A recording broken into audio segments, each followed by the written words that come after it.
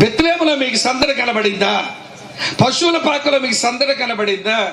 అరే కన్యక ఆడపిల్ల, పెళ్లి కాని ఆడపిల్ల కన్యక తన పొట్టలోంచి బిడ్డ పుడితే ఆ బిడ్డను ఎట్లా సాకాలో సహాయం చేసి సలహా ఇవ్వడానికి తన తల్లి లేదు, మరొక ఆడవాళ్ళు ఎవరు లేరు, ఎవరు చేసుకునేటువంటి భర్త మాత్రం ఉన్నాడు. ఏం చెయ్యాలో తెలియని యవనస్తురాలు హైరాణ పడిపోతుంటే మీకు సందడి కనబడిందా అండి? సందడ అక్కడ. అరే దేవుడు నన్ను నమ్మాడు, ఈ యవనస్తురాలని, ఈమె పొట్టలో ఉన్న బిడ్డను నేను కాపాడవలసిన బాధ్యత నా మీద పెట్టాడు. దేవుడు నమ్మి నాకు ఈ బాధ్యత అప్పగించాడు గనక నేను సరిగా నిర్వర్తించగలనా లేదా అని ఆ యవనస్తుడిని యోసేపు హైరాణ పడుతుంటే మీకు సందడి కనబడిందా అక్కడ? ఇక్కడ ఉన్నారా లేదా? ఏంట మొక్కలు అట్లా పెట్టారు? సందడిపాటు పాడి ఉంటారులే, అందుకే మొక్కలు అట్లా ఉన్నాయి. మరియమ్మ హైరాణ పడుతుంది, యోసేపు చాలా తొందరపడుతున్నాడు. అరే బయట చూస్తే ఈ రోమా సైనికులు తిరుగుతున్నారు, ఎవడ కంట్లో పడితే ఎవడెలా ప్రవర్తిస్తాడో తెలియదని ఆ ఇద్దరు యవనస్తులు గాబరా పడిపోతున్నారండి. ఎంత త్వరగా ఈ బెత్లెహేమును విడిచిపెట్టి నజరేతుకు వెళ్ళిపోదామా అని ప్రియుల వారు ఆలోచన చేస్తుంటే వాళ్ళకి తొందర, వాళ్ళకి భయము, వాళ్ళకి ఆందోళన, వాళ్ళు హైరాణ పడుతుంటే సరదా లేదు, సందడి లేదు. కానీ ఈ దిక్కుమాలి క్రైస్తవులకి సరదాలు సందడులు చేసుకోవడానికి అక్కడ లేని సరదా ఒక పాటలో పెట్టి సరదాలకు మరిగారు మన వాళ్ళు.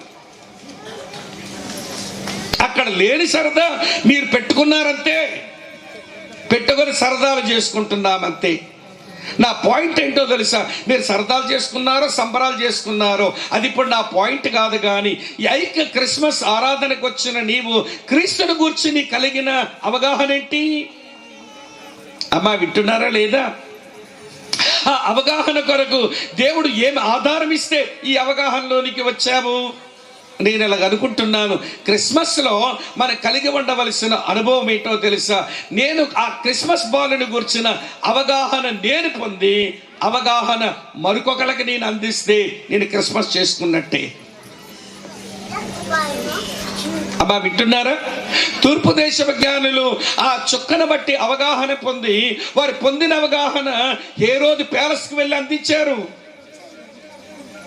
దేవదూత దూరం నుంచి ప్రత్యక్షత పొందినటువంటి అవగాహన పొందిన గొర్రెల కాపరులు వారు వెళ్ళిపోతూ అవగాహన కొంతమందికి అందించారు.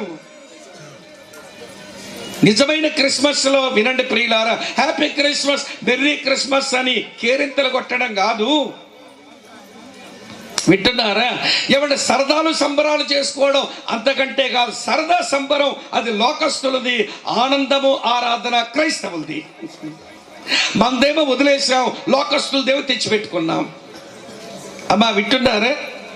మళ్ళీ సరదాకు ఏమంటే సంబరానికి ఏమో డెకరేషన్లు కావాలి కదా, అందుకే చెట్టు, అందుకే చొక్క, అందుకే ఏమండి క్రిస్మస్ తాత, అందుకే కేకు మొక్క, దాని తర్వాత ఒక చిన్న మాంసం మొక్క. మీ మొక్కలు తగలబెట్ట.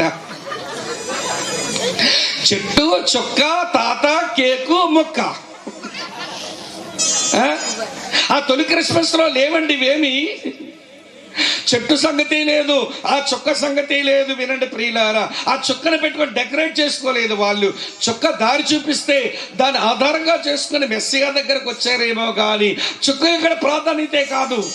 వినండి, క్రిస్మస్ తాత ప్రస్తావన అసలు లేనే లేదు. ఆ కేకు మొక్క ప్రస్తావన కూడా లేకపోయే. కానీ ఇవన్నీ మనం తెచ్చి తగిలించుకొని హ్యాపీ క్రిస్మస్ చెప్పారంటే ఒప్పుకోను.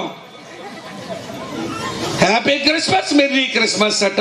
ఏమిట్రా బాబంట? సరదాలు సంబరాలట. సరేలేండి, నేను మిమ్మల్ని తప్పు పట్టడం లేదు. కానీ నా పాయింట్ ఏంటో తెలిసి, మీ సరదా ఏంటో, మీ సంబరం ఏంటో, మీ సెలబ్రేషన్ ఏంటో అవన్నీ నాకు అనవసరం, దేవునికి కూడా అనవసరమే. సేవకుడుగా చెబుతున్నాను, అది నాకు అనవసరమని నాకు అనిపిస్తుంది, దేవుని కూడా అనవసరమే. నేను అంటాను వినండి, ఆ రోజున జ్ఞానం చేసుకుని ఆ క్రీస్తు ఆరాధన, ఈ గొర్రెల కాపురం చేసే క్రీస్తు ఆరాధన రికార్డ్ చేసుకోవాలని దేవుడు రికార్డ్ చేసుకుని మన చేతిలో పెట్టాడు. మీరు 25వ తారీఖున చేసుకుని మీ క్రిస్మస్ ఏమైనా దేవుని రికార్డులోకి వస్తుందా? మీ చొక్క, మీ తాత, మీ చెట్టు, మీ కేకు మొక్క, మీ చికెన్ మొక్క వస్తాయి ఎక్కడికి? మనం చేసుకునే క్రిస్మస్ దేవుని రికార్డులోనికి రావాలని అంటే ఒకటే మాట, క్రీస్తుని గూర్చిన అవగాహన మనము పొంది మనం మరొకరికి ఆ క్రీస్తుని గూర్చిన అవగాహన మనం అందించాలి.